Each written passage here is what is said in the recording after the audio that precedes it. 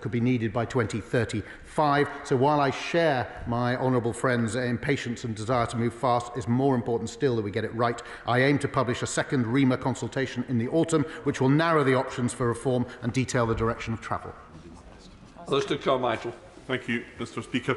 Directors at Ofgem are on the record as saying that they're already doing everything that needs to be done to meet the country's net zero targets. I don't know anyone outside Ofgem who sees that as being anything other than dangerously complacent. So is it not now time for the Minister to give a direct mandate to Ofgem to include meeting net zero as part of their remit? Minister. I thank the right honourable member for his question. The Government has published a draft strategy and policy statement for energy policy which makes clear Ofgem's role in promoting the UK's net zero targets. However, the Government is considering the effect of an amendment made in the House of Lords to the energy bill currently going through this place to Ofgem's statutory duties in relation to net zero. Virginia Crosby. Speaker, does the Minister agree that the way to get cheaper nuclear projects and cheaper electricity overall is to build a fleet of new nuclear reactors, starting in my constituency of Unismorn at Wilver? Minister. Yes, I agree. The Government does agree that the way to cheaper energy bills and a more secure network is to build new nuclear projects, which is why we've launched Great British Nuclear, which is why we're working with communities and industry across the country, and it's why I'd be delighted to visit Wilver soon to see with her the potential that that site has to add to our energy security piece moving forward. Thank you, Mr. Speaker. Ofgem have stated that prepayment meters should not be fitted to anybody over the age of 85. Well, in Glasgow, life expectancy is 76. So the Minister look at this to consider increasing the range of people that are considered vulnerable under this. Hear, hear. Minister. Thank you, Mr. Speaker. And of course, it's incredibly important to us, all of the arrangements that we have in terms of the prepayment meters. And we are working very closely with Ofgem to ensure that going forward, we tackle this issue. And of course, as always, I'm very happy to meet and discuss these issues. Pitch Gibson. Thank you, Mr. Speaker. Sainsbury's, Morrisons and Asda are charging more for road fuel in my constituency than they are doing in neighbouring towns. Can my right honourable friend explain what he's doing to help my hard-working constituents secure cheaper fuel? Minister. Thank you, Mr. Speaker, and I thank my honourable friend for his question. And we share his concerns. That's why we asked the CMA to investigate. They're doing an inquiry. They came up with a sort of interim report in recent days, and they will come back with a full final report and recommendations for the 7th of July, addressing the very issues that my honourable friend is right to bring to us. Mike Amesbury. Thank you, Mr. Speaker. Aston Grange Energy in my constituency intend to provide solar. I've been told they can't connect to the grid until 14 years from now. That's 2037. What decisive action is the government doing to intervene and speed things up? Yeah. I thank the honourable member for his question. I've already set out this afternoon exactly what the Government is doing. We're working with Ofgem and with others. We commissioned Nick Windsor to provide a report as to how we can speed up connection times and build our network to the position that it needs to be in. But I'd be happy to meet with him and speak about the specific project which he has raised on the floor of the House today. British Patel. Mr. Speaker, the House will be very familiar with Wilkins & Son. In my constituency, they make world-famous jam, and I'm sure everyone in this House has enjoyed it. However, they face very significant increases in their energy costs because they're not eligible for the Energy and Trade Intensive Industry Scheme because their industry classification is not within the scope of the scheme. The code is 10.30 and it's for processing, preserving fruit and veg. Will the Minister look into this classification? And if I may say so, there's an open invitation to come up to Wilkins & Sons. Yeah. Tripper. They'll be very jammy. Thank you. And I would like to thank my right honourable friend for the invite. And of course, I would be delighted to go if some of the product was on offer. Of course, we are constantly looking at the help that we can give. We are giving help to across all of industries. We've got a universal help that we are doing from a discount, and the energy trade industries we are helping as well. The classification exists to ensure that we're not that we haven't got a bias. And McLaughlin. Thank you, Mr. Speaker. For 7 long years, myself and SNP colleagues have fought for justice for victims of Green Deal mis-selling. A successful recent test case is now being appealed, and the resolution to this could take many more years. Meantime, some of my constituents have died, most recently a lovely woman by the name of May Young. We do not have to keep putting people through this. There is a political resolution. Will the Minister meet with me to discuss that, please? Minister. I thank the honourable lady for her question and for her years of effort to support constituents in this respect, and I would, of course, Mr Speaker, be delighted to meet with him. David Dewick. Thank you, Mr Speaker. There's been lots of talk in the Chamber today about green jobs. When I talk to stakeholders in the renewable and low-carbon technology sector, they talk about the need for electrical technicians, mechanical technicians, engineers, instrumentation engineers, all kinds of skills that currently exist in the oil and gas industry. So therefore, would my honourable friend, the Energy Minister, agree with me and join me in encouraging young people to consider a career in oil and gas, not just to meet the energy security demands of today, but to develop the skills that are much needed in the future? Thank you, Mr Speaker. When I recently visited Aberdeen, Inverness, Portneig and up to Orkney in the Right Honourable Gentleman's constituency, what struck me, nearly all the companies I met, in fact I think all of them, were working across oil, gas and renewables. They are part of one system, whether it's fabrication, subsea engineering, any number of other things. So in truth, our energy security is about oil, gas and renewables. We're reducing our use of fossil fuels, but producing it here at home is a noble career for people in his constituency. In a few months' time, there'll be extra checks on food coming into the UK from Europe. That will require extra cold store capacity. It's being built, but the Cold Chain Federation tell me there's a 3 to 4 year wait for connection to the grid. So what is the government going to do to make sure those facilities are up and running in time? Minister. Look, years of world-leading green investment has meant we have connected the second highest amount of renewable electricity in Europe since 2010. This has, of course, put pressure on the electricity network, and reducing connection timescales is a high priority, as I've already set out multiple times this afternoon, for government. Brendan Campbell. Thank you, Mr Speaker. A more rapid escalation towards net zero could be achieved by the increase significantly of EV charging points, particularly in areas where there are very few, such as in my constituency in Port Stewart in East Londonderry. What pressure and meetings will the Minister have to try and ensure there is a significant increase between now and 2030? As a former Transport Secretary, Mr Speaker, I can inform the honourable gentleman that the UK has more fast charging per mile of road than any other major European economy, but we are always pushing to go further, and we in particular have a very large programme working with local authorities to install more capacity, particularly for the harder to reach roads. Lloyd Russell-Moyle. Thank you, Mr Speaker. At the moment, many people receive their domestic energy on a commercial contract, either via a landlord or via because they live above the shop. There were protections that this government put in place to support them, but they are now lifted, and they aren't eligible, of course, for the Ofgem energy cap price limits. Will the government review this situation to ensure those residential customers are treated with the residential protections they deserve? Minister. Thank you, Mr Speaker.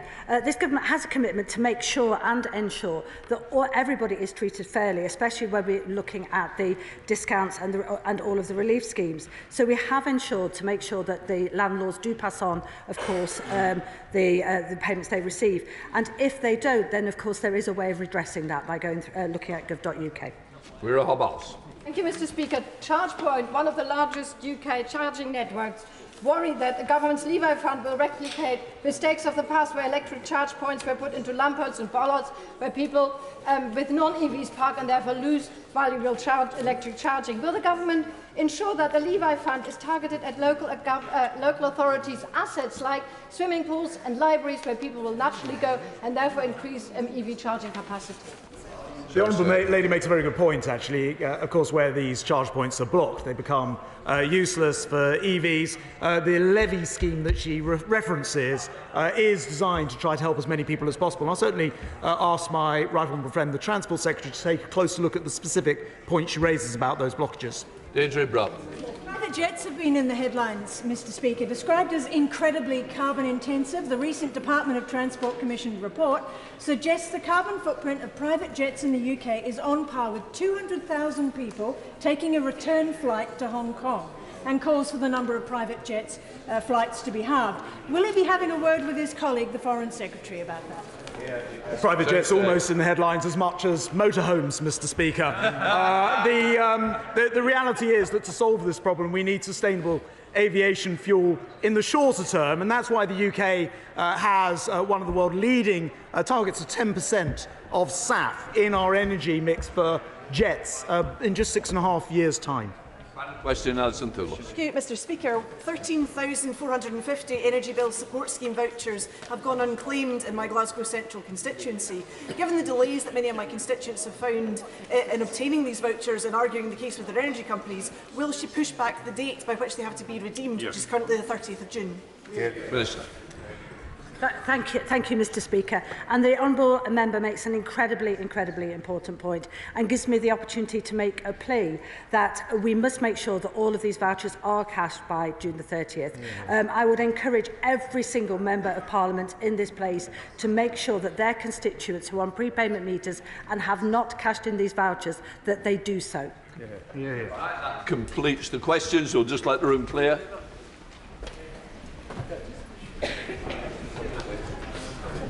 All right, take care. You okay? All right. No problem. Sorry, I rambled. Don't worry. You're all right. Good to see you. All the best. Cheers. We now come to the urgent question. I call the Deputy Leader, Angela Rayner. Thank you, Mr. Speaker. To ask the Chancellor of the Duchy of Lancaster to make a statement on the criteria for launching an investigation into a potential breach of the Ministerial Code. Minister. Thank you, Mr. Speaker. The Ministerial Code sets out the standards of conduct expected of ministers and how they discharge their duties. The Code is the Prime Minister's document. However, ministers are personally responsible for deciding how to act and to conduct themselves in the light of the Code, and for justifying their actions and conduct to Parliament and the public. The Prime Minister is the ultimate judge of standards of behaviour expected of a minister and the appropriate consequences of a breach of those standards. Ministers only remain in office for so long as they can retain the confidence of the Prime Minister. The independent adviser on ministers' interests is appointed by the Prime Minister to advise on matters relating to the Ministerial Code, and as honourable members will be aware, this may include considering matters of ministerial conduct. The independent adviser has published terms of reference which state that if there is an allegation about a breach of the Ministerial Code and the Prime Minister, having consulted the Cabinet Secretary, feels that it warrants further investigation, he may ask the Cabinet Office to investigate the facts of the case and/or refer the matter to the independent adviser on ministers' interests. With regards to the matter concerning the Home Secretary, which has been the subject of recent coverage, the Prime Minister made clear to the House yesterday that he is receiving information on the issues raised. Since returning from the G7, the Prime Minister has met both the independent adviser and the Home Secretary and asked for further information. It is right that the Prime Minister, as the head of the Executive and the arbiter of the Ministerial Code, be allowed time to receive relevant information on this matter. Honourable members will be updated on this in due course. Angela Rayner. Thank you, Mr. Speaker, for granting this urgent question, and it is an urgent matter because our constituents expect those who make the rules to follow the rules, especially the minister responsible for upholding the law. There are serious questions to answer following reports that the Home Secretary asked civil servants to organise a private speeding course.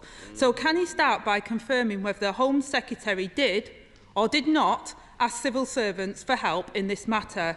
After days of delay, and as the Minister has just pointed out again, the Prime Minister still hasn't decided whether there should be an investigation by his ethics adviser. When can we expect to know what the Prime Minister is thinking on this matter? And when did the Prime Minister be made aware of this issue, when he appointed the Home Secretary or not? The Ministerial Code is clear that ministers will not use their position for personal gain or ask civil servants to help them in a private matter. Does the Minister condone attempts to use civil service for personal matters? Or does he think that any potential breach of this principle should result in an investigation? Reports suggest that officials raised concerns, Mr Speaker, about their Home Secretary's conduct in emails sent to the Cabinet Office with the Permanent Secretary's full awareness. Officials are said to have been instructed to disregard the request. Was this the case, and on what basis? Furthermore, if the Home Secretary did authorise her special adviser to tell journalists that there was not a speeding penalty, this would surely be classified as the Minister asking officials to breach the Civil Service Code. Yeah. And does he agree this amounts to a breach of the Ministerial Code? As Ministers know, the Home Secretary has already admitted to breaching the Ministerial Code by using personal emails to share sensitive government information. So I ask the Minister today, how many strikes before she's out? Minister. Thank you, Mr Speaker. The Right Honourable Lady has made a number of contentions there, and I'm not, Mr Speaker, going to get into speculation about the events in question. The Right Honourable Lady will have heard the Prime Minister being very clear yesterday. He was informed of these issues whilst on service of the country in Tokyo, the G7. He was in Japan at the G7. He has returned from the G7. He is gathering the information. What you know of the Prime Minister is that he will deal with these issues properly and professionally. But the first point of that is to gather the information required on which he can take a view. And that is what he is doing. Sir Jeremy Wright. My right honourable friend will recall that the Committee on Standards in Public Life, when I was a member of it, recommended that the independent adviser should be able to initiate their own inquiries into breaches of the Ministerial Code, should be able to determine whether there was a breach, leaving, of course, properly sanctions for the Prime Minister to determine. That has several advantages. It gives the benefit of a decision being taken at arm's length from government, and if I may say to my right honourable friend, it would also mean we will have fewer occasions such as this, and he'll have to answer fewer UQs like this. Minister. Thank you, Mr Speaker. What the honourable gentleman says, of course, is true. It is always a pleasure to be before this House in any circumstances. And to respond to my right honourable friend, I wouldn't wish us to detract from the fact that the Ministerial Code is a Prime Minister's document. It is a code as to how the Prime Minister expects his ministers or her ministers to behave in a set of circumstances. The Prime Minister is the ultimate judge of that ministerial code. I believe the first independent adviser was appointed in 2006 to have a role to support the Prime Minister in that function. And I think we must recall and remind ourselves that it is actually the ministerial code is the Prime Minister's document, and he needs to be able to take decisions on the back of it regarding his ministerial team. SNP spokesperson Kirsty Blackman. Thank you, Mr Speaker. Mr Speaker, this is a descent into absolute farce. Instead of professionalism, accountability and integrity that the Prime Minister promised when he came into office, we are faced with calamity, chaos and corruption.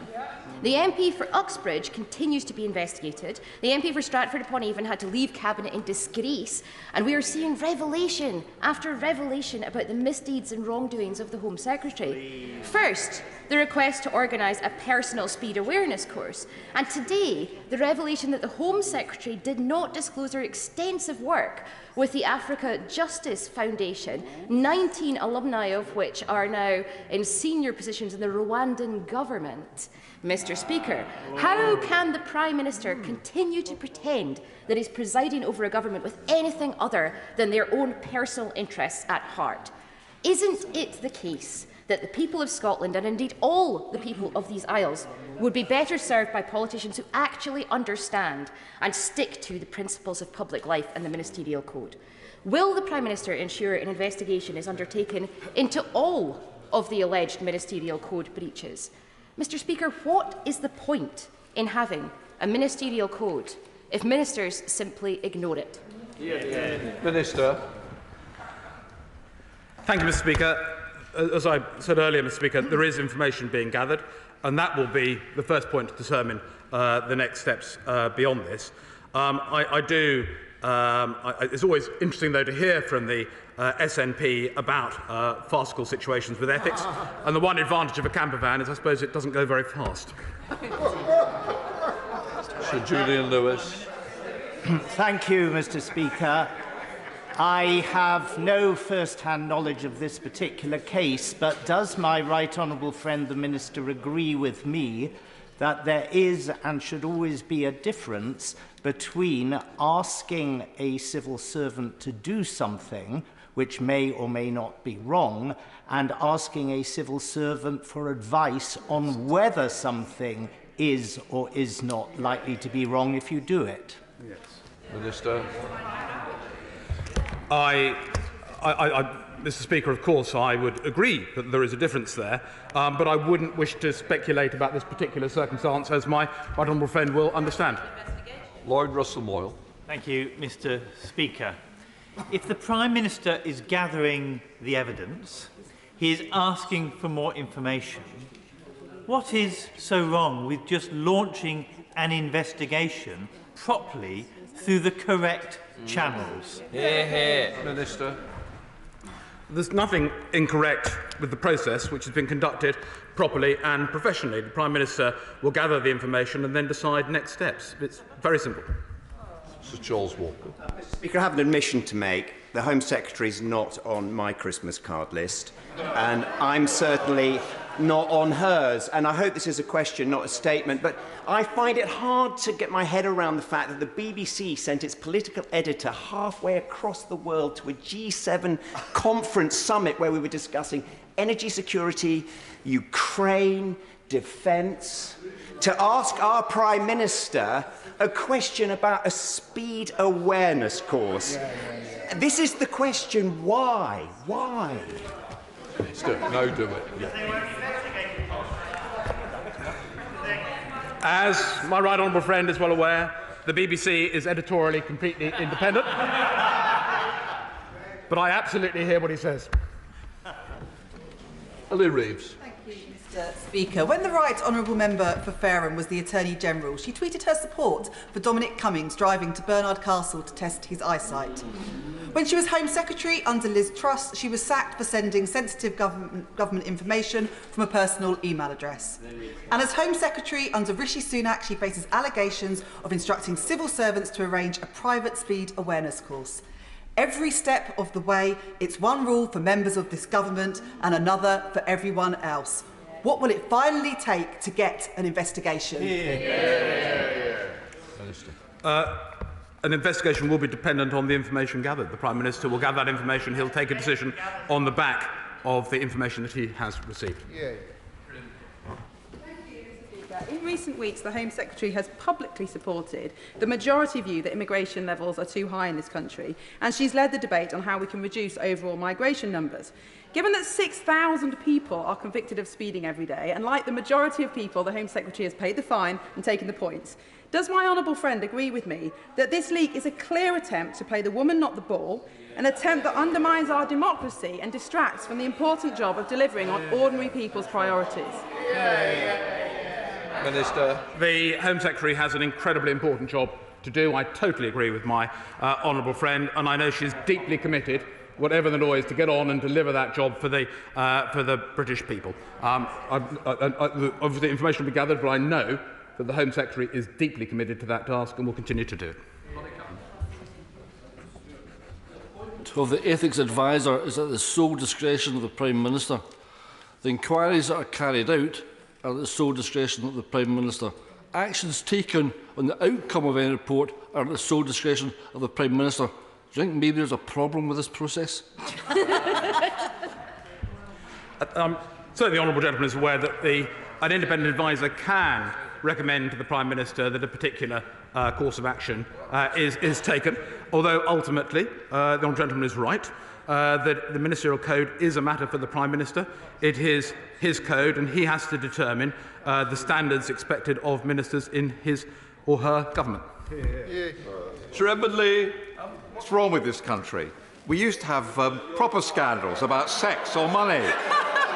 or about prime ministers invading Iraq on dodgy evidence in which hundreds of thousands of people die. Apparently this is a scandal, all this moral outrage is ludicrous, that a minister asks her private office about something and she takes their advice. What's happened to the Osmothely rules? We all know what's this all about. They're attacking a good Home Secretary who's trying to attack the real scandal of mass immigration to this country. Give us support. Minister. I thank my honourable friend for the question. There is and I understand what he's saying, but there are. Is this all a storm in the teacup? Is the question being asked by my honourable friend? That the information will be gathered by the Prime Minister. As I said earlier to my honourable friend, whatever that process, I know that the Home Secretary is deeply committed to continue to deliver on her incredibly important work of delivering for the British people. Meg Gillian. Thank you, Mr. Speaker. The Prime Minister promised integrity, professionalism and accountability. I think the first two, we'll all agree, had been shot long ago, even before this latest incident. In terms of accountability, he has now taken personal responsibility for this. But I think the real accountability, I'm sure the honourable member on the front bench would agree, is now down to the British people at the next general election, which can't come sooner. It needs to come sooner rather than later. Indeed. The British people will know that the Prime Minister will act in a professional and proper manner. He always does, and he's doing so in these circumstances. I believe it's not totally unknown for the Labour Party to have issues that they need to look at of a disciplinary nature, and I dare say they have processes. We too have processes, and we'll make certain, the Prime Minister will make certain, having gathered the information, that he does what he feels is right next. Andy Crew. Mr. Speaker, my honourable friend for Broxwell makes the right point about the BBC's political editor, but here we have 50 members or so of the opposition choosing to spend their time debating this question. Does my quite honourable friend think that we've been called out in defence? And, Mr. Speaker, we are called out in defence of the government. Does the Minister think that their constituents will be proud of the way their representatives are using their time? Minister. Mr. Speaker, I have a long memory, and I do recall a little while ago an urgent question being asked by a member of the House, and the right honourable lady coming here to defend the Labour Party's actions, amongst other things, on the matter of Sue Gray and an appointment. And I remember the right honourable lady saying what a complete waste of time it was for this Parliament that we were spending our time, wasting our time on these issues. I think my honourable friend raises a very pertinent point. Christine Jardine. Thank you very much, Mr. Speaker. In the time that the Prime Minister is taking to decide what to do about the Home Secretary's actions, any of us could have taken a speed awareness test 17 times and counting.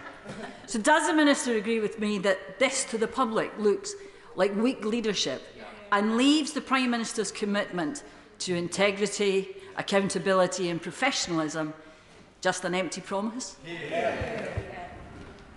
The Prime Minister does things properly and professionally. It's right that he gets the information and he bases decisions on the information. He does that as Prime Minister on the whole remit of government policy. It's quite right that he should do it on this circumstance as well. Mr. Speaker, does my honourable friend agree with me that once this nonsense has been dealt with, that we should be asking why, when and how this was leaked, because there is also a civil service code to be adhered to?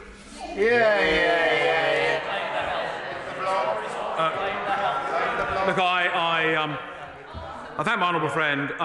Right now the focus is on gathering the information the Prime Minister needs to take a decision on this, but I do thank him for his intervention. Clearly, it's always a matter of concern when information gets out which in unauthorised ways and unauthorised circumstances. But I would say the focus now is on just gathering this information.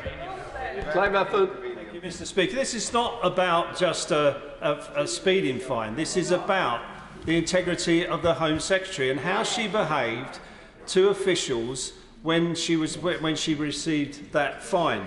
So did the Cabinet Office inform the Prime Minister about the emails sent to the Propriety and Ethics team regarding the request for a private speeding course?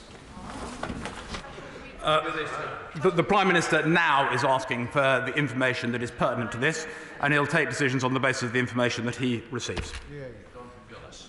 Mr. Speaker, the people of Stoke-on-Trent North, Kidsgrove and Tork are more interested in how the Home Secretary is going to empty the hotels that are being used right now, undermining £56 million of levelling up funding with economic migrants and asylum seekers, interested in how to use the 330 brand new police officers that have been recruited to tackle crime and fly tipping in places like Cobridge, Tunstall and Smallthorne, are interested in making sure that we use that £2 million of Safer Streets funding that we secured to put new alley gates and additional CCTV. That is what they want to see, not this witch hunt from the party opposite, where the Home Secretary has already taken accountability by having...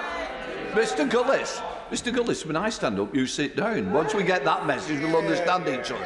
We do want to get through. I think the Minister absolutely got the question, even if he's not responsible for most of our dairy. I did, Mr Speaker. My honourable friend raises an absolutely valuable point, but for his constituents, what they are worried about is the conduct of our policy in relation to a whole range of issues, including their personal security, migration, and a whole list, which the Home Office has an incredibly important job to do, and I know my right honourable friend, the Home Secretary, is absolutely determined to produce those answers for the British people. Williams. Thank you, Mr. Speaker. They say confession is good for the soul. Recently, I took a speed awareness course. It was very well taught, available at an early hour so that it didn't interfere with my work, and available to all equally. Why didn't the Home Secretary avail herself of this equal opportunity? I thank the honourable gentleman. I'm better informed about speed awareness courses, but I'm afraid I'm not going to comment on the specifics of this circumstance. The Prime Minister is gathering the information, and then he will take a decision on the back of that. Andrew Gwynne. Thank you. Can the Minister confirm that civil servants contacted the Cabinet Office's Propriety and Ethics team about the Home Secretary's request?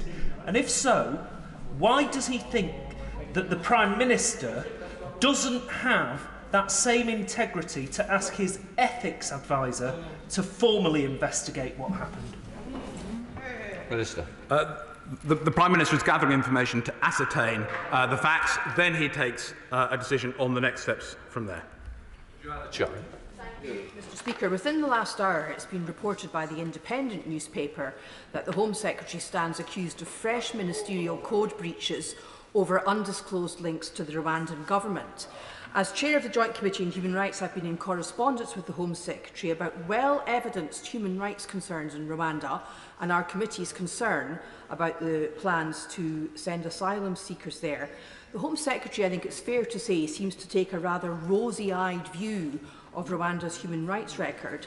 Does the Minister think this has got anything to do with her undisclosed links to the Rwandan government? And will he include that potential breach of the ministerial code in any inquiry? Minister. Mr Speaker, the right honourable and learned lady knows more than me on this subject because she's read the full article. I just saw the tweet. So I can't really comment on that. I understand it was something that the Home Secretary did with Sherry Blair and others some considerable time ago before, a charitable endeavour before she entered Parliament. That's just what I got from the tweet. I can't really comment any more on that, as the honourable lady will understand. Andy MacDonald. Thank you, Mr Speaker. I received a letter from the Honourable Member for Bishop Auckland, to whom I've given reference to her that I'd raised this today as Under Secretary of State for Levelling Up, in response to the concerns I've raised in respect to the activities at Teesworks. She advised me that there was nothing untoward at play, although I was not provided any details made by her. But importantly, as she was the recipient... Order. Can I just say, I think it might be more a point of order rather than actually in the middle of where we are now. I'm not quite sure. To the ministerial code on this particular minister? Right, I think we... Yeah, I know it doesn't say that. Exactly, Mr Speaker, because importantly, the Minister was the recipient of a properly declared four-figure donation from a party directly connected to these dealings. Surely she should have recused herself, and in failing to do so is in direct contravention of the Ministerial Code at paragraph 7.1 and onwards. Doesn't the Minister agree? Mr Speaker, you'll appreciate, sir, that I'm not in any position to comment on the kind of allegations that the honourable gentleman is making. I'm not in a position to make any comment on that whatsoever. That's for another occasion. That's all. Can he update the House on the status of the Special Advisors Code, given that the Home Secretary's Special Advisor apparently lied repeatedly to journalists, again in clear breach of the Special Advisors Code, and yet the Prime Minister and the Cabinet Secretary have done absolutely nothing? That's right. Minister, can I just say, if both gentlemen want a conversation, please take it outside, not across the chamber. Minister. Minister. Mr. Speaker, in response to the Honourable Gentleman's question, I think the Honourable Gentleman will be well aware of the contents of the Special Advisors Code, which does set out how Special Advisors should act in these circumstances. I am not in a position to talk about the specifics of this case in these circumstances. This is early days. The Prime Minister is gathering information regarding the overall picture and will take decisions in due course. Stephen Morgan. Thank you, Mr. Speaker. Does the Minister believe that the Home Secretary has acted entirely within the ministerial code while in office? Minister. I think it's for the Home Secretary, as we say, that there are two people. That there are.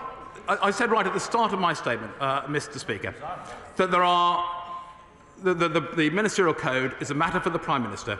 He is the ultimate arbiter on all questions regarding the ministerial code, and it's for individual ministers to make certain that they adhere to it. That is the facts of the case. Back Ainsbury. Thank you, Mr. Speaker. Why is the Prime Minister so weak and indecisive? He can't even refer this Home Secretary to his independent ethics advisor. Yeah. Weak. Minister. I don't know if the Honourable Gentleman had a chance to be here for the statement yesterday on the G7. What he would not find from that Prime Minister's statement was any suggestion of weakness. You saw a Prime Minister who's just come back from the G7 where he was focused on delivering for the British people, and he went through yesterday the litany of achievements that we have made at that summit. That is a country that is standing up for itself on the world stage, and that is a Prime Minister able to deliver for the people of this country, and that is the main event. Thank you, Mr. Speaker. I wonder if the Cabinet Office Minister is just a wee bit teed off with the Home Secretary, because he came here to defend her today, and lo and behold, here's another scandal, actually mentioned earlier by my right honourable learned friend. How many inquiries does the Minister think the PM's ethics advisor should be asked to conduct, or should the Home Secretary just resign and save us all the bother? Minister. Whether this is a matter for the independent advisor will be a matter for the Prime Minister to determine. He is going to gather that information. He will then take a decision on it. Jim Sham. Thank you, Mr. Speaker. The Secretary of State has apologised for the speeding, has fully and willingly complied with the police in paying the fine, lessons learned and punishment given. In the midst of the storm created today, lessons hopefully can be learned. Does the Minister agree that we can all learn from the biblical quotation, he or she who is without sin can throw the first stone? Yeah. Minister. I think, Mr. Speaker, if that is my last question, that is a very good point on which to end this session, and I thank my honourable friend for the question that he made. Point of order, Ed David. Thank you, Mr. Speaker. At Prime Minister's questions on the 19th of April, the Prime Minister claimed that last year the number of NHS dentists had increased in England by 500. However, today the British Dental Association has revealed that the number of dentists delivering NHS work has actually fallen by almost 700 in the 22-23 financial year. I'm sure, Mr. Speaker, that the Prime Minister did not intentionally aim to mislead the House, but have you had any indication from him or his office that he intends to come back to the House to correct the record and give members the latest information?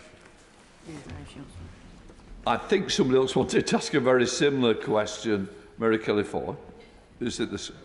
Thank you, Mr. Speaker. On a point of order, the Prime Minister may have made several inaccurate statements regarding the number of NHS dentists. Since January, the Prime Minister has said on 7 occasions that there are more dentists working in the NHS. On the 3rd of May, in response to my question at Prime Minister's questions, the Prime Minister stated there are, and I quote, 500 more dentists working in the NHS this year than last year. However, a Freedom of Information request obtained by the British Dental Association has thrown the Prime Minister's comments into doubt. According to the FOI, the number of dentists is down by 695 compared to the previous year. There are, in fact, over 1,100 fewer dentists undertaking NHS work than before the pandemic, which brings the workforce to levels not seen since 2012-2013. So may I ask for your advice on how we might encourage the Prime Minister to correct the record as soon as possible? Can I first of all thank the honourable member and both honourable members for giving notice of the point of order. Although the content of the answers to parliamentary questions and contributions is not a matter for the Chair, if an error has been made in this instance, I am sure the Government will seek to correct it as quickly as possible. And what I would say, if the honourable member or honourable members and right honourable member wishes to pursue the issue, I am sure the Table Office will give advice on which to pursue the problem. Point of order, Daisy Cooper. On a point of order, Mr Speaker, today it has been revealed that there have been 35,000 cases of sexual misconduct or violence in the NHS in the past 5 years. Medical colleges and unions are calling for an inquiry over these shocking levels of sexual assault in the NHS. The BBC, The Guardian, the British Medical Journal and Byline and others are now reporting on this issue, but we've heard very little from the Government. Could you, Mr Speaker, please advise me whether the Secretary of State for Health and Social Care has given any indication that the Government intends to make a statement on this issue this week? And could you please further advise members like me who have been trying to force action on this issue for the best part of a year how we can secure a debate on the floor of this House? Can I first of all thank the honourable lady for her point of order. I've had no notification that the Secretary of State plans to make a statement on this matter. I suggest the honourable lady visits the Table Office to seek advice on how she might pursue this issue. The Treasury bench will, I'm sure, have taken note of the comments, and I'm sure that she knows there are many means that she may wish to take this forward. Right. No more points of order. I'm now going to come to the 10-minute rule bill. Anna Firth. Thank you, Mr Speaker. I beg to move that leave be given to bring in a bill to amend the Animal Welfare Act 2006 to require a person in charge of a dog to take all reasonable steps to ensure that that dog does not fatally injure another dog and for connected purposes. Mr Speaker, Britain is undoubtedly a nation of dog lovers, with recent estimates now suggesting there are some 13 million dogs in the UK. In other words, almost half of all households probably has a dog. And for many, a dog is not just a pet, but a much-loved member of the family. Certainly my predecessor, Sir David, loved his two pugs, Lily and Beau, and my own Cavapouchon Lottie is a much-loved member of our family. Research also shows, Mr Speaker, that companionship is the most common reason for having a dog, and that was absolutely the case for my constituent, Michael. Michael, who is with us today in the public gallery, lost his long-standing girlfriend unexpectedly and suddenly to epilepsy. So after her death, he adopted her beautiful, white, fluffy Bichon Frise bitch, Emily, known affectionately as Millie, both to keep him company, but also to help him grieve. Emily was a wonderful dog. Gentle, sweet, obedient, she totally captured Michael's heart. However, 18 months ago, Emily was savagely attacked by an off-lead, out-of-control dog while on a walk through the Rose Garden in Chalkwell Park, Leigh-on-Sea. Michael described the attack as like watching a horror movie.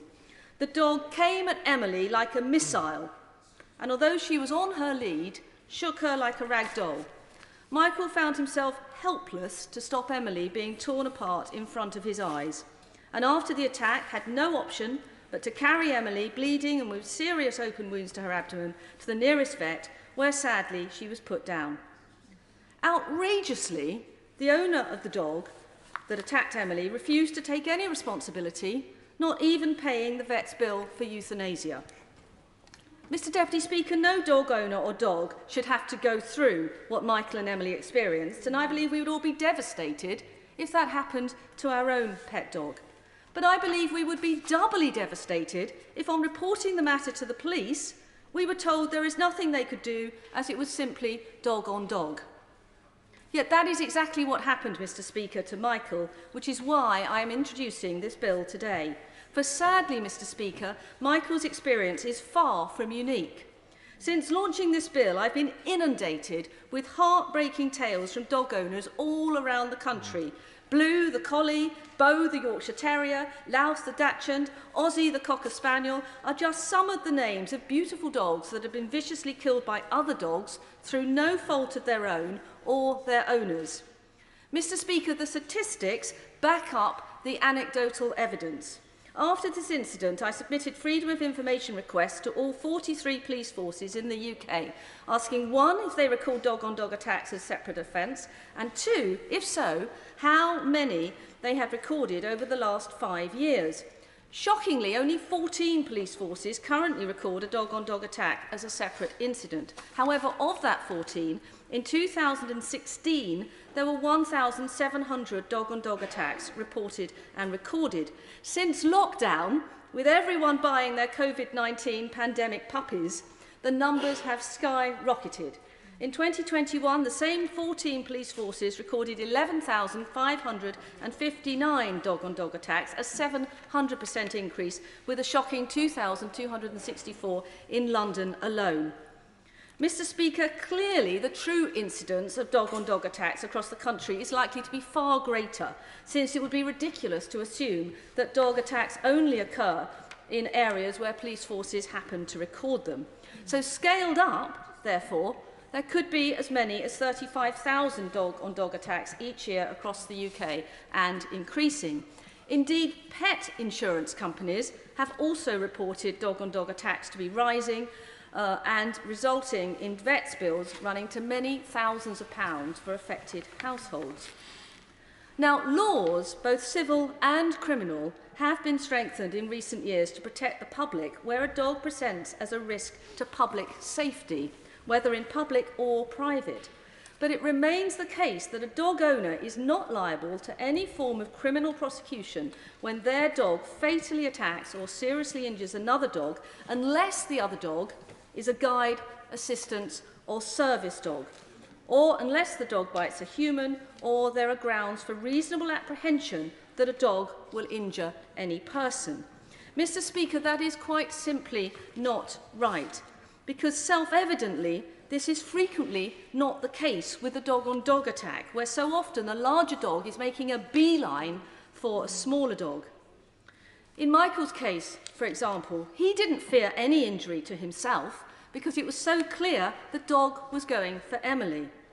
Ironically, if Emily had been stolen, not attacked, Michael's legal remedies would have been far greater. For starters, under the 1968 Theft Act, the perpetrator could have received up to 7 years imprisonment. But because she was brutally torn apart by someone else's dog, nothing could be done. Not surprisingly, this leaves pet owners feeling powerless and deeply frustrated. It's also no doubt the reason why police forces don't even record such awful incidences. Plainly, it is not the dogs which are the problem. Dogs have owners, and every dog owner has a responsibility to ensure their dog does not fatally attack another one. In addition, there is a growing cohort of evidence that tackling dog-on-dog aggression and dog attacks in particular may well prevent a dog from going on and attacking other animals, adults, or even children.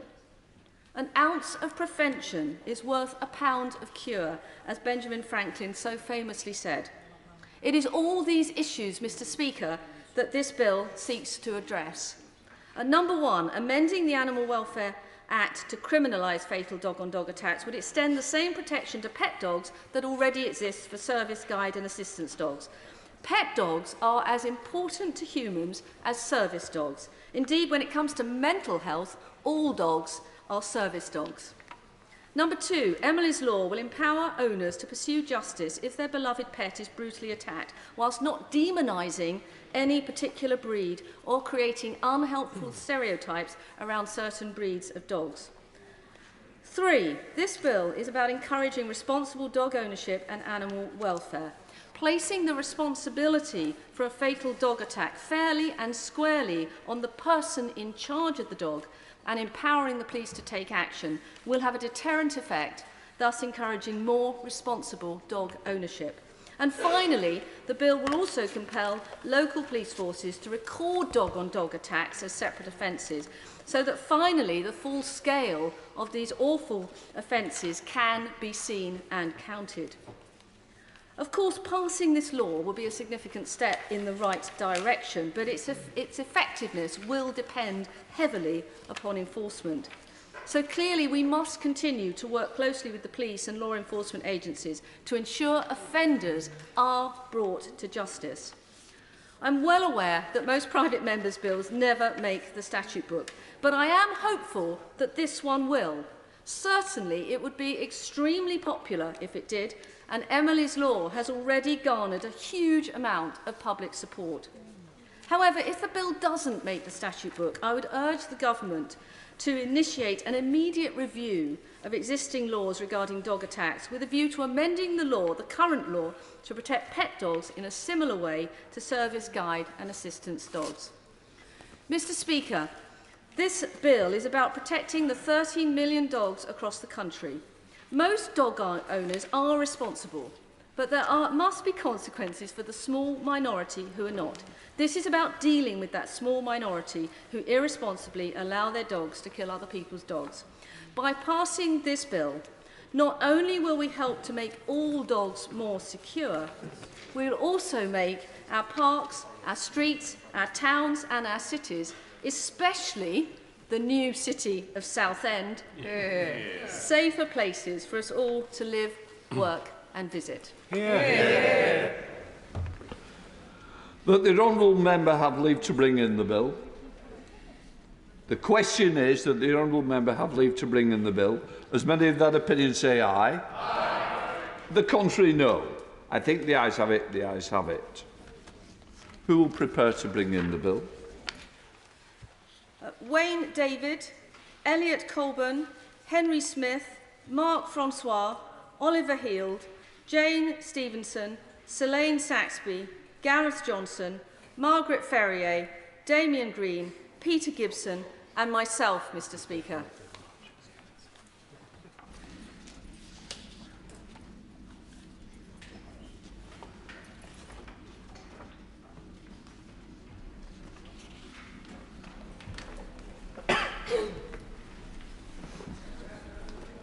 Anna Firth.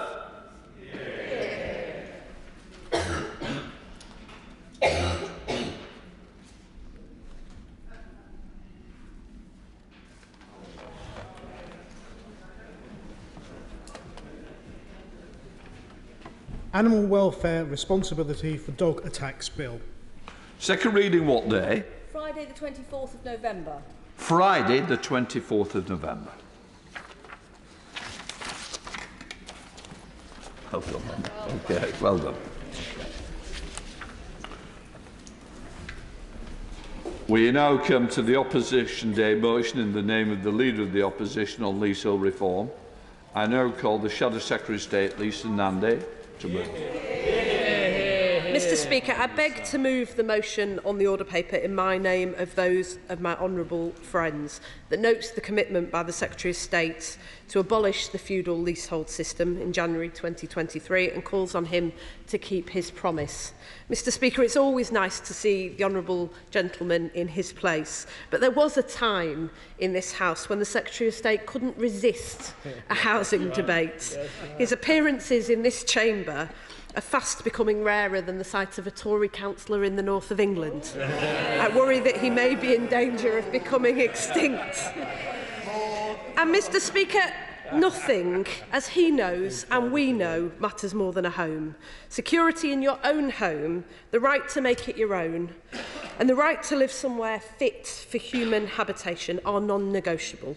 Housing may be a market, but it is not just a market. It is a fundamental human right. But for so many people in our country, what they thought would be the reward from years of hard work and the realisation of their dreams of home ownership are shattered by the reality of what it means to be a leaseholder. I will. Thank you very much for giving way. In the North West, as she will know, and in North Wales, leasehold houses were sold for many years.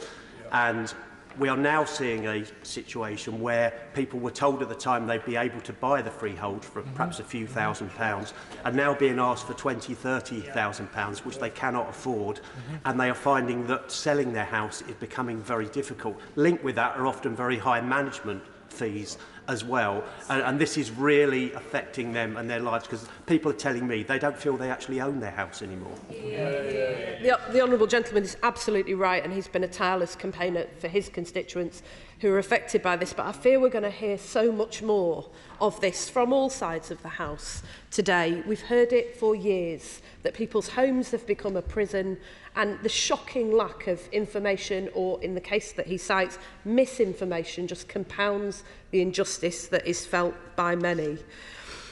And for so many of those leaseholders, what they face is the daily reality of appalling charges and uncertainty, an issue that affects millions of people up and down this country, nearly 5 million leasehold homes in England, the majority of flats in the private sector, and 8% of all houses in England. Certainly will. Thank the Shadow Secretary of State for giving way. And would she agree with my constituent who has been charged £80,000 on top of really expensive mortgage payments which have gone up since the disastrous budget of last autumn? And she's in tears, her mental health has collapsed, and she's saying, MP, what should I do? And the reality is that for so many of us, and I include myself in this as a constituency MP, there are very few options currently available to people who find themselves in this situation. My own constituency in Wigan had the 17th highest number of transactions for leaseholds on houses in the country last year. We're not just failing to solve the problem for people who are trapped in this situation, we're compounding it and making it worse because more people are being sucked into this exploitative system. I thank my honourable friend for giving way. And as well as the concerns around leasehold, there are many people who own their homes. We have problems with management companies. Management companies who claim they are charging this money to upkeep communal areas, but increase the charges time after time after time. There's no one regulating these companies. They're accountable to no one. And even as members of Parliament, it's very difficult to hold them to account for their bad practice. And does she agree with me that this could be the next big housing scandal, the use of these appalling companies? I agree with her, and I think it is already a scandal. It's just a scandal that is happening in plain sight, and it's one of the reasons why I hope what we'll hear from the Minister when he responds in a moment is that the government will commit to implementing the Lord Best Working Group recommendations as quickly as possible, because this is a huge problem, but it is almost uniquely ours alone. Virtually every country in the world, apart from England and Wales, has either reformed or ended this archaic feudal model. We stand as an outlier. Now, the good news, Mr Deputy Speaker, is we know what the answers are. It's been clear since we received the Law Commission proposals in 2020 that we need new legislation to end the sale of new private leasehold houses, effective immediately after royal assent is given, and we need new legislation to replace private leasehold flats with common hold. There have been lots of promises to this effect, but little in the way of action, and I expect we're going to hear from the honourable member exactly what that has meant for her constituents. I recently became aware of a situation in my Liverpool Riverside constituency. The freeholder was trying to do a lucrative deal to use the block to accommodate people seeking asylum. They tried to evict leaseholders under the pretence of a fire safety eviction plan. The residents rightly say that their sense of security has been fundamentally shaken. So can my honourable friend tell me what she thinks this government should do to ensure my Liverpool Riverside constituents and millions of others are not denied the security of their tenures? I absolutely agree with her, and if we could just do what we've been promising to do for a very long time, the reality for her constituents would be transformed from one of insecurity and anxiety to one of security and the foundation of a decent life. And I can only say that they're very lucky to have her as their Member of Parliament to fight on their behalf. You know, it was 2002, Mr Deputy Speaker, when the Labour government introduced Common Hold, and there were voices even then, some of them in this room today, who urged us to go further and end this injustice altogether. And in the decades since, there has been a growing recognition on all sides of this House that action is long overdue. In 2017, the government said it would legislate to prohibit the creation of new residential long leases on houses, whether newly built or in existing freehold houses, other than in exceptional circumstances. Now, this was a commitment that was repeated in the 2019 manifesto and by the former Secretary of State, the member for Newark, and yet leaseholders were left waiting. I certainly will. We've had a further commitment from the government along similar lines. In response to a select committee report in 2019, the government said the government agrees with the committee that other and in exceptional circumstances, there is no good reason for houses to be sold on a leasehold basis. 4 years on, thousands more properties have been sold on a non-acceptable basis, and effectively tenants of those properties left to pay exceptional costs and not being able to get out of the lease without very high charges indeed. Well, can I just pay tribute to the honourable gentleman and the work that his committee has done on this over a very long period of time. As he said, there is no reason for this to continue except for a lack of political will to do what we've all acknowledged is the right thing in this place. Now, into this absurd scenario steps the current Secretary of State, and I know that the right honourable gentleman has the right intentions. Indeed, his record has been very clear. On the 9th of June last year, the Secretary of State told this place it is absolutely right that we end the absurd feudal system of leasehold, which restricts people's rights in a way that is indefensible in the 21st century. And then on the 30th of January, this year, he said in response to a question I posed to him, finally, the Honourable Lady asked if we will maintain our commitment to abolish the feudal system of leasehold. We absolutely will. We will bring forward legislation shortly. But now we are told the Secretary of State was being too maximalist. We've had grumbling from the backbenches opposite that the Secretary of State is being too socialist. And so Downing Street have stepped in and plans are being rowed back, and he isn't even able to set foot in this chamber today. It's a bit of a mess, isn't it? In just a few months, the whole housing policy of this government has completely unravelled. As my honourable friend said a moment ago, they crashed the economy and they sent mortgages through the roof. They caved into their own backbenchers and at one stroke ensured their own housing targets weren't worth the paper they were written on, leading to dozens of councils reducing or halting altogether their house building plans and a collapse in the projected number of houses built in coming years in the middle of a housing crisis. The Home Builders Federation warned earlier this year that new housing supply in England would soon fall to its lowest level since the Second World War.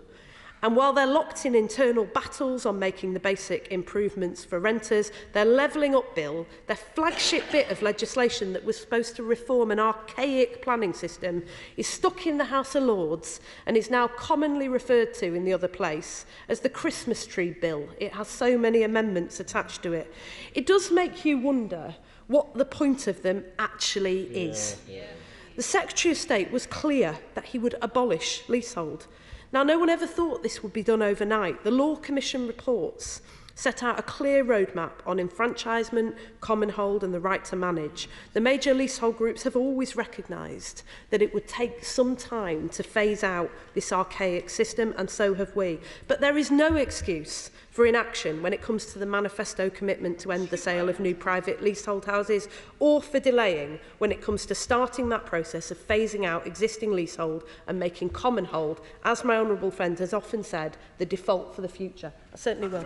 I'm very grateful to my honourable friend, and she's setting out a compelling case as to why leasehold needs to be consigned to the dustbin of history. It's not just the feudal system that needs to go, it's the sharp practices that go along with it.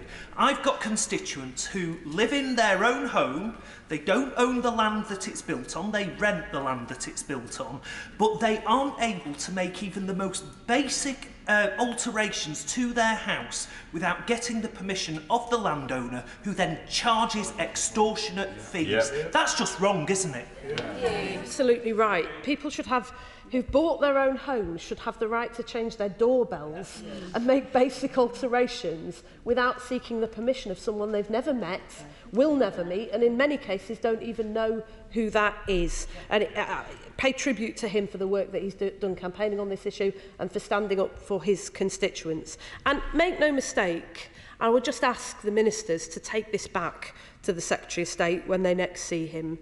He will know that this is a significant setback for leaseholders. They've been left waiting for far too long. And for all of those who've campaigned so hard and for so long and thought that they could finally see light at the end of what has been a very long, very dark tunnel, I'd like to place on record our thanks to Katie Kenrick at the National Leasehold Campaign and also to Commonhold Now for all they continue to do, alongside members in this place who've been tireless advocates, including the members for Weaver Vale and Ellesmere Port and the member for Worthing West, the father of the house. Now, I'm sure that the Minister will, I hope he will, be keen to talk about legislation that we're told will be forthcoming in the autumn. We on this side strongly believe it is a no-brainer to crack down on unfair fees and contract terms, to require transparency on service charges and to give leaseholders the right to challenge rip-off fees and conditions or poor performance, along the lines we've just heard about from many of the members present. I will. Thank you for giving her away. She's been very generous with her time. I have met many people who, particularly first-time buyers, who purchased a leasehold property, but they were not the lawyer that they used for the transaction. They were offered a discount by the developer selling the house. And surprise, surprise, the fact that it was a leasehold and some of the pitfalls that that contained were never pointed out to them. And this seems to be a common practice. I think that story illustrates so well that this form of tenure, this feudal archaic system, has become a home for sharp practice all over the place. We've heard it from honourable members over and over again in this House, on both sides of the House, and it's about time we did it. Now, there are important steps forward that we can take on ground rent, on extending leases, that will make life easier for many. But after all that's been promised, leaseholders have the right to expect their government to go further. So will the Minister give us a cast-iron guarantee that the bill they've promised will bring to an end to the sale of new private leasehold houses at the point the bill comes into force, ensure those provisions are applied retrospectively to December 2017, a promise that has been made repeatedly by this government, and bring in a workable system to replace private leasehold flats with common hold. Back in May 2021, the government launched the Common Hold Council, an advisory panel of leasehold groups and industry experts to inform them on the future of this type of home ownership. Can the Minister update the House on when the Council last met and what their recommendations are for bringing in a common hold system? Because he will know that common hold has been enforced since 2004, but it's failed to take off for two main reasons. Firstly, that conversion from leasehold to common hold requires unanimity from everyone with an interest in the block, which has proved difficult to achieve. And secondly, developers have not been persuaded to build new common hold developers. Members on both sides of this House are acutely aware of how complex an issue this is to get right, but complexity is not an excuse for inaction. And credit must be given to the 3 Law Commission reports, which represent a detailed, thoughtful roadmap which Labour have committed to implementing in full. It's only by implementing these proposals in full that the common hold system will sufficiently improve, so that leaseholders can easily convert to common hold, gain greater control over their property and a greater say in how the costs of running their common hold are met. Those proposals would go further still to support those on low incomes and those who found themselves trapped in leasehold by improving mortgage lenders' confidence in common hold to increase the choice of financing available for home buyers. They would allow shared ownership leases to be included within common hold and enable common hold to be used for larger mixed-use developments which accommodate not only residential properties but shops, restaurants and leisure facilities. Mr Deputy Speaker, we have debated these issues in this chamber so many times since the the appalling tragedy at Grenfell, when a group of people were rendered invisible to decision makers only a few miles away with the most appalling and tragic consequences.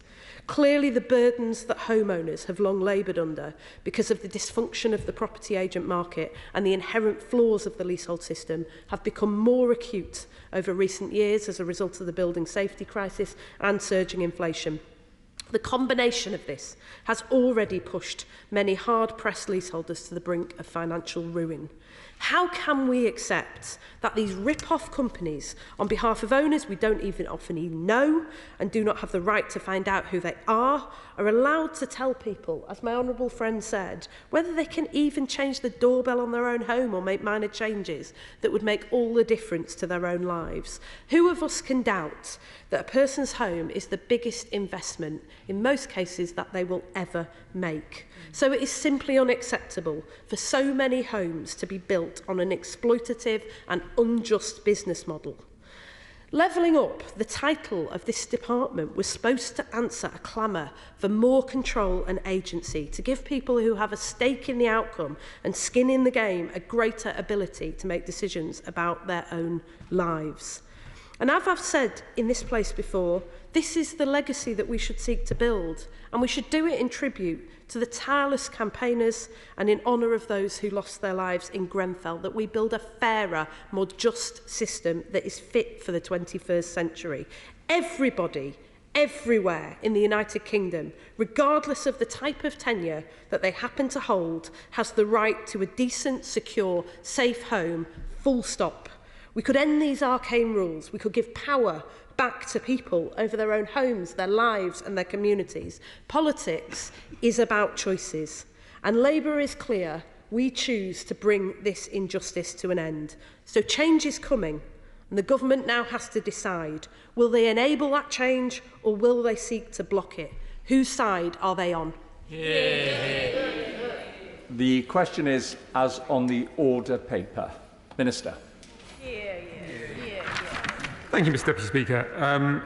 A fairer housing market that works for everyone is at the heart of this government's central mission to level up opportunity, prosperity and pride throughout the United Kingdom. The Honourable Lady for Wigan at the end of her speech said politics was about choices, and she is absolutely right, and that is why this government is committed to ensuring safe, decent and secure homes are available to everybody, regardless of tenure, whether through a better deal for tenants in both the social and private rented sector, or through our unashamed support for home ownership and the security and the freedom it affords for people to make their homes truly their own and shape their futures. This government believes in the moral end of people owning their own homes and in allowing them to build up capital for themselves, their families and their future. And this should mean that that security and freedom allows people to make decisions about their own home, including over changes, repairs and improvements that are made or costs that are paid. And in reality, if Honourable Lady will bear with me one moment, in reality, the time-limited nature of residential leasehold and the sharing of control with the landlord means a significant imbalance in power, and someone who may not live in the same building or share the same priorities, as the Honourable Lady has outlined, or the same motivations, making decisions affecting your home and your everyday life. I give way to the Honourable Lady from Hornsey and Wood Green. I thank the Minister for giving way. And what does he say to the leaseholders living in a cost of living crisis with an increase in service charge through the roof, and yet, for example, 6 floors in a building but only 1 lift, which is now approaching its 8th week of being out of service, and everyone will have a similar story. There's no redress, there's no government taking responsibility or pushing the owners to do anything. Isn't this situation now just out of control? Well, on the particular situation that has been outlined, I obviously don't know the detail. I would very much encourage the leaseholders to use all avenues which are available. There is redress. I accept that redress works in some instances and doesn't in others, but also I would say to those residents, change is coming. Because we have said that too often leaseholders are being charged exploitative and multiplying ground rents in exchange for no or few or inadequate services, where high charges are being levied in order to respond to simple requests, where unaffordable costs to buy out the freeholder or extend the leasehold are being applied, where upgrades to blocks such as electrical charging points are frustrated by rigid leases, or, as the Honourable Lady from Hornsey and Wood Green indicates, urgent repairs to buildings are being neglected. This does not, for anybody in this chamber or beyond, meet anyone's definition of home ownership. I will give way in a moment, but we'll make a little progress first. There is broad agreement across this House and beyond that this needs to change to make home ownership fairer, easier and cheaper, which is why the government has already taken significant steps to better protect leaseholders from unreasonable costs, and why we're committed to going further and bring forward further leasehold reforms to strengthen transparency and accountability. I'll give way to the Honourable Gentleman from Sheffield South East. Thank you, Mr. for giving way. I'm pleased that the government's good intentions in a way, but the Select Committee Report 2019 had 52 recommendations. The government actually accepted many of them completely, and others it said it wanted to move towards accepting them, working out how it could be done. Since then, that's 2019, that's before the last general election, what has the government actually done? Would you just confirm that all they've done in practice is to bring in measures to ensure that peppercorn ground rents are charged on new leasehold houses? That's the only thing they've done out of all the recommendations they agreed to accept 4 years ago. Grateful to my neighbour from Sheffield South East, and he preempts a part of my speech, which I'll come to in a moment. The Right Honourable Lady from Wigan, indicates that we have debated this point a number of times, many times in this chamber, and that is true. And there will be lots of opportunities to do that again, because, Mr. Deputy Speaker, we have committed to make it easier and cheaper for leaseholders to extend their lease or to buy their freehold. We will bring forward legislation to ban new residential long leases on houses, and are pleased to see that whilst there are still issues, the market has already responded, with only 1.4% of houses in England now being built as leasehold compared to nearly 15% previously. I'll give way to the Honourable Lady from Hull West. I thank the Minister for giving way, and you have heard my intervention earlier to my honourable friend. So I accept that he's talking about leasehold reform, but I want him to, if he could, just elaborate with some management companies. These are when people own their properties, but they're charged a management fee for communal areas. Now, these fees can be increased every year. There are no rules set around what extent these fees can reach at all. There's no oversight of them. There's no regulation of them. So as well as listing some of the things that the Minister's talking about with leasehold, are there any plans for government to look at regulation around these management companies that are, not all of them, but some of them, exploiting people? Yeah. The Honourable Lady makes a very strong point, and I will come to that in a moment. I think we have shared concerns about both specifics, which we all will have experienced in our own as constituency MPs, Coppan Estates, I am looking at you, in North East Derbyshire, and then where, on the general principle, on a broader point, which I will come to a moment when I have made a little further progress. And we have already taken action, and the Honourable Gentleman from Sheffield South East has highlighted that we have ended ground rents for most new residential leases. The Leasehold Reform Ground Rent Act 2022 came into force last June and prevents landlords under new residential long leases from requiring the leaseholder to pay a financial ground rent. This will ensure that people buying most new leases won't face problems associated with ground rents in the future. However, I'll make a little more progress before taking further interventions. We do remain concerned about the costs of ground rents, and in 2019 asked the Competition and Markets Authority to investigate abuses in the leasehold sector. Since then, the CMA has secured commitments benefiting over 20,000 leaseholders, including commitments to removing the doubling of ground rent terms and to revert charges to original rates. Yet, we know there is more to do to tackle unfair practices. We know that many leaseholders find the process for extending their lease or buying their freehold prohibitively expensive or complex or lacking transparency. Equally, we understand that many right-to-manage applications fail on technicalities, which may be attributed to an overly detailed procedure, and we're committed to improving this, making the process simpler, quicker, more flexible and more effective. And that's why, as has been outlined by the Honourable Lady in her opening speech, we asked the Law Commission to look at this issue and we are carefully considering the reports they have produced since on enfranchisement, valuation and the right to manage. I'll give way to the honourable gentleman from... Giving way. When many of these leasehold houses were actually sold, as I had mentioned at the beginning, they were the purchaser was promised they could purchase the freehold, only to find out that this has not only that wasn't an option, but they were sold on immediately, and they were packaged up, and they are actual financial products. And I've spoken to people who every couple of months get another letter informing them that it's been sold on to somebody else and sold on to somebody else. And this, as I've said, this is their life, this is their property, but they feel that they don't own it because it is being bought and sold on a regular basis. The honourable gentleman makes a strong point about the importance of reform, and it's one of the reasons why we have committed to reform, and I hope we will be able to provide that in the coming months ahead in the remainder of the Parliament. I will make a little more progress, and I'll happily give way to my honourable friend from the New Forest. We are committed to tackling problems such as the ones that have been outlined by members at their root, and so we will abolish issues such as marriage value and cap ground rents in enfranchisement calculations, so leaseholders who currently pay onerous ground rents do not also have to pay an onerous premium. And to make the process simpler and more transparent, we will introduce an online calculator to help leaseholders understand what they will pay to extend their lease or to buy it out. These changes should and will generate substantial savings for some leaseholders, particularly those with fewer than 80 years left on their lease, and also ensure that landlords are sufficiently compensated in line with their interests. Changes that are therefore fair for all concerns. I give way to my honourable friend from the New Forest. I'm very grateful to my honourable friend, the Minister, for whom I have a great deal of time and respect. But it does seem to me that what he's talking about is tinkering at the edges and improving a fundamentally unfair system.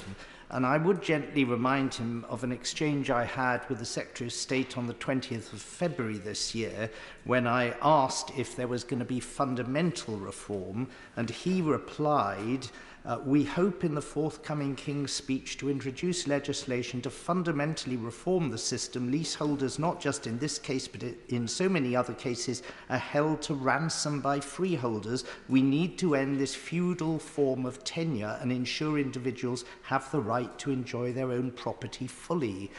Do I detect a basic shift away from this position? I earnestly hope not. I'm grateful to my honourable friend. He indicates and he highlights the importance of reform in this area and highlights the cross-party nature of the support for that. And I would not read anything into my comments other than we are committing to reform. We have said we will bring it forward, we will bring it forward, and it will happen in the remainder of this Parliament. And part of that reform will also be reforming unreasonable and excessive service charges. Many landlords and managing agents already do demonstrate good practice and provide significant and relevant information to leaseholders, but too many are failing to meet this standard, failing to provide sufficient information or sufficient clarity. We recognise that existing statutory requirements do not go far enough to enable leaseholders to identify and challenge unfair costs, and we will therefore act to improve this through better communication around these charges and a clearer route to challenge or seek redress if things go wrong, as has been outlined by some honourable members. I will come to my honourable friend, if he would just allow me to make progress in a moment. Ensuring that leaseholders better understand what they're paying for to more effectively challenge their landlord if the fees are unreasonable, and making it harder for landlords to hide unreasonable or unfair charges. I give way to my honourable friend from Totnes. Way, and I hope he'll forgive me for this, because I wonder whether or not he might include within that legislation reform around park homes, because many of the points that he is making are also the same issues that are faced by park homes across the country. Unfair prices, utility prices at a very high level, all of which is totally unacceptable. This is the Wild West for them, and I'm sorry to ask in this debate, but... Minister. My honourable friend makes an incredibly important point with regards to park homes. As somebody who has hundreds of park homes in my own constituency, I know how important it has been for residents over the last decade to see progress made on those issues. I was very pleased, as I know he will have been as well, to see the changes that were brought forward through my honourable friend from Christchurch bill to reform pitch fees from RPI to CPI. I know that has been welcomed across the park home sector, and I know the government will continue to look at what is possible going forward in terms of reform for the sector. Turning back to the specifics of the questions that were being put forward, when leaseholders do challenge their landlord, we are committed to ensuring that leaseholders are not subject to unjustified legal costs and can claim their own legal costs from their landlord. Currently, if permitted by the lease, leaseholders may be liable to pay the legal costs of their landlord, regardless of the outcome of the dispute, and even if they win their case. The circumstances in which a leaseholder can claim their own legal costs from their landlord is very limited. This can lead to leaseholders facing higher bills than the charges being challenged in the first place, and it can deter leaseholders from taking their concerns to a tribunal. We will act on this and ensure that leaseholders are genuinely free to seek justice and benefit when their case is proved. Mr Deputy Speaker, crucially, we also want to see more leaseholders benefiting from freehold ownership as set out in the Levelling Up White Paper, and we recognise that reinvigorating common hold has a significant part to play in this as a genuine alternative to leaseholds for flats. Some of the failings of the existing leasehold system have been all too evident when seeking to ensure those responsible for constructing dangerous buildings in the past should be the first to pay in putting them right. The Building Safety Act, in addition to the existing enforcement powers available through the Fire Safety Order of 2005 and the Housing Act of 2004, empowers leaseholders and regulators to compel building owners and landlords to fix and to pay to fix their unsafe buildings through remediation orders and remediation contribution orders. The effect of the Building Safety Act is intended that building owners and landlords who built defective buildings or who are associated with those responsible pay for the remedying of all historical safety defects, both cladding and non-cladding. And landlords who are not associated with developers but can afford to pay are also unable to pass on such costs to qualifying leaseholders. Similarly, on insurance costs, the FCA's latest report into broker insurance revealed that, on average, the premiums paid by leaseholders living in buildings with combustible cladding has tripled. This is unacceptable. Commissions on insurance policies also drive up prices. In 70% of cases, commissions are shared with property managing agents and freeholders by insurance brokers. This is an unfair burden which also must be relieved on leaseholders, which is why we have committed to replacing commission pass-throughs from insurance brokers to managing agents to landlords or to freeholders with more transparent fees and fair insurance handling costs.